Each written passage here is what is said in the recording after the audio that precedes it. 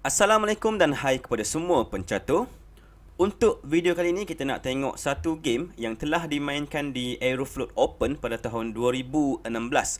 Game ni merupakan satu game di antara Boris Karchenko menentang Ramesh Babu Pragnananda.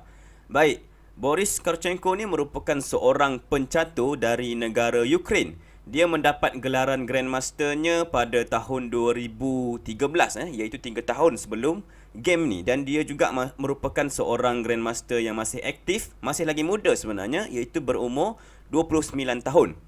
Manakala lawannya yang bermain sebagai hitam, Ramesh Babu Pragnananda merupakan seorang pencatur yang meningkat naik sekarang. Pragnananda baru sahaja berumur 15 tahun pada tahun ni, dan dia telah pun mendapat gelaran Grandmasternya seawal umur 14 tahun, dan dengan mendapat gelaran tersebut dia telah pun berjaya menjadi pencatur keempat termuda yang berjaya mendapatkan gelaran Grandmaster. Selain itu, pada bulan Oktober tahun lepas dia telah pun berjaya menjuarai pertandingan catur World Youth Championship untuk pencatur bawah 18 tahun. Apa masalah budak ni? Dia baru sahaja berumur 14 tahun time tu. Dia 14 tahun, dia masuk pertandingan catur bawah 18 tahun. Lepas tu dia penang pula nombor 1. Apa masalah dia? Jadi memang merupakan seorang pencatur yang sudah pun berjaya dalam usia muda, dan baru-baru ni pada bulan Disember tahun lepas dia telah pun berjaya menjadi Grandmaster kedua termuda yang berjaya mendapat rating 2600 ke atas. Memang pencapaian yang sangat membanggakan pada usia yang muda.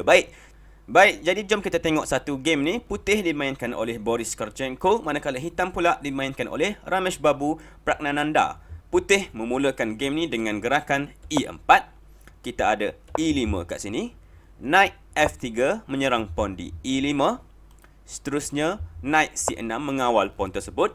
Kita ada Bishop C4 dan seterusnya Knight F6. Kedua-dua pemain memilih untuk memainkan opening Italian game, two knights defense kat sini. Kita ada D4, pawn makan pawn, dan seterusnya E5 menyerang knight di F6. Kita ada D5 menyerang balas bishop di C4, dan seterusnya bishop melarikan diri ke B5.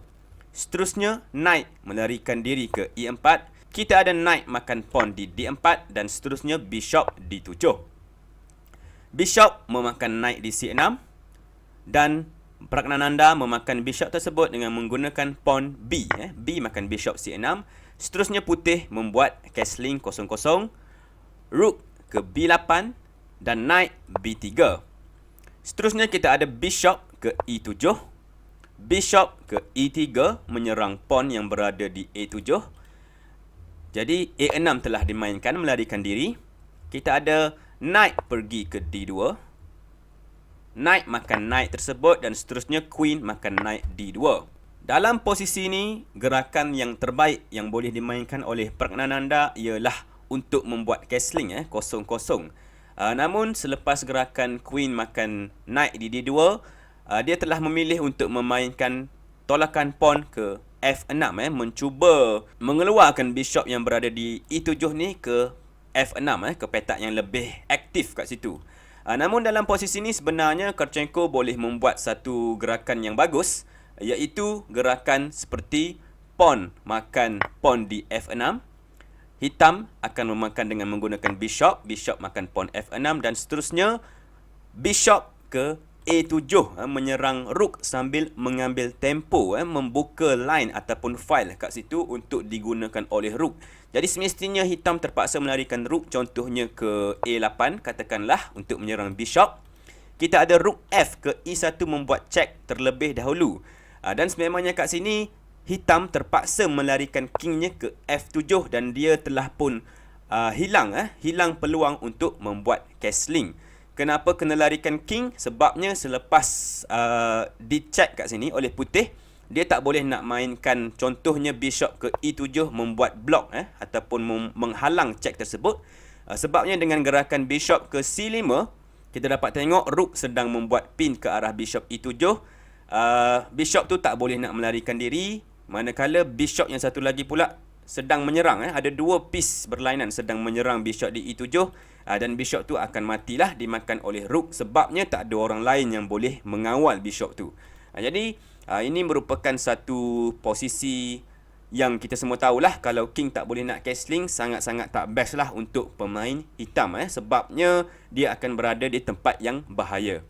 Namun selepas Praggnanandhaa memainkan gerakan F6 seperti yang saya tunjukkan kat sini, Kravchenko telah memilih untuk menggerakkan bishopnya ke D4. Kita ada pawn F makan pawn E5 dan seterusnya bishop makan pawn E5. Castling telah dimainkan kat sini dan seterusnya queen ke C3 mengancam untuk makan pawn yang berada di G7 kat situ. Rook F7 mengawal pawn tersebut dan seterusnya queen G3. Sekali lagi mengancam untuk makan pawn di C7 pula. Namun dalam posisi ini Praggnanandhaa memilih untuk tidak menghiraukan pawn tersebut. Dia menggerakkan rook ke B4, memilih untuk mengaktifkan rook. Putih makan pawn di C7 menggunakan bishop sambil menyerang queen.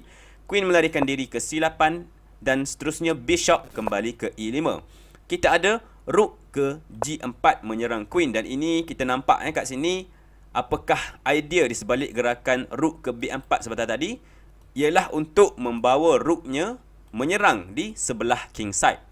Jadi kerana queen diserang, queen melarikan diri ke C3 kat situ, kita ada pawn ke C5 mengancam untuk tolak pawn ke D4 dan juga pada masa yang sama tak membenarkan knight untuk masuk ke dalam game pergi ke D4. Putih F3 menyerang rook, rook lari ke G6. Kita ada queen ke E5 dan seterusnya bishop D8 menyerang queen. Queen lari ke D2, bishop ke E6 mengawal pawn yang berada di D5. King ke H1 oleh putih dan seterusnya D4 membuka ruang untuk meletakkan bishop di D5 satu diagonal yang cantik untuk bishop tapak putih kat situ.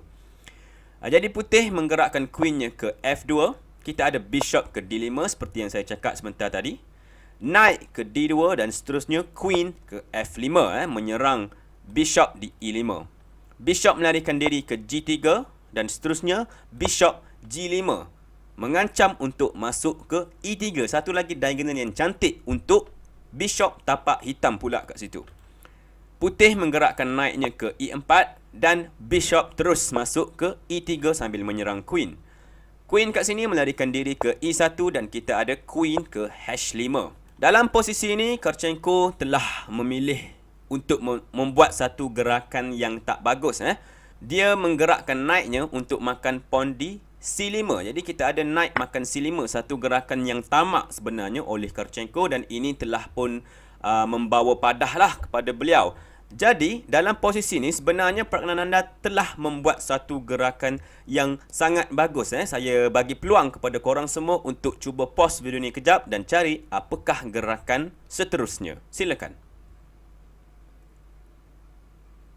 Rook makan pawn di F3. Ini merupakan satu sacrifice rook, pengorbanan rook kat sini. Kenapa? Kita dapat tengok kat sini pawn sebenarnya tak boleh nak makan rook tersebut. Kalau pawn makan rook, kita ada satu gerakan yang orang kata gerakan yang stylo lah, yang acah-acah style sikit, iaitu queen makan pawn di F3. Membuat satu sacrifice queen, pengorbanan queen pula. Ini satu gerakan yang sangat stylo, stylo Milo. Kat sini rook terpaksa makan queen dan bishop akan makan rook dan kita nampaklah checkmate yang sangat menarik oleh kedua-dua bishop di diagonal yang cantik kat situ. Sangat stylo, sangat style. Jadi dalam posisi ini selepas Praggnanandhaa memakan pawn di F3, dia mengancam pula untuk makan bishop di G3. Sebab ini pawn tak boleh makan, sebab pawn sedang dipin oleh queen.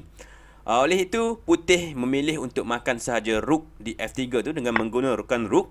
Dan kat sinilah Praggnanandhaa sekali lagi membuat satu gerakan stylo malu, iaitu queen makan rook di F3.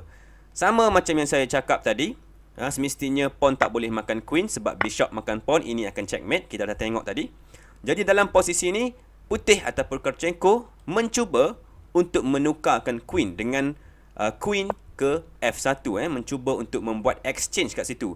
Namun, kat sini sekali lagi saya bagi peluang untuk korang stop ataupun pause video ni kejap dan cari gerakan yang nak dibuat oleh hitam kat sini.